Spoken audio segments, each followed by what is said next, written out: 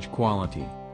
ISO 112,800, expandable to 50 to 51,200.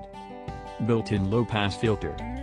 +/5 EV exposure compensation in 1/3 or half-stop increments. As it has a 24 million pixel sensor with an anti-aliasing filter, the D750 isn't be able to match the D810 for detail, but it can record a little more than the D610. This is the result of the development in sensor and processor technology since the arrival of the D610. It's worth bearing in mind that many consider the D610 a hasty upgrade to the D600, which was only brought about to correct the problem with the shutter spraying oily material onto the sensor. Our tests reveal that the D750 controls noise very well. Even when the noise reduction is turned off in the processing of raw files shot at ISO 6,400, there is only a little chroma noise visible at 100%.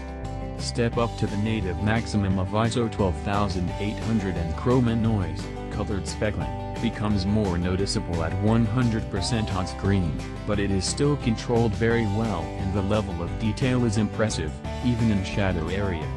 Simultaneously captured JPEGs have no chroma noise, but there is luminance noise and images look a little softer under close inspection.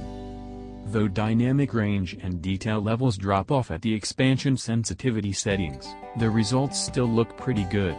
Even images taken at the maximum sensitivity, ISO 51,200, can make decent A3 prints. It's useful for giving images extra bite straight from the camera. I found the results created in the monochrome picture control mode with the clarity and contrast, and image-wide adjustment, were often very pleasant.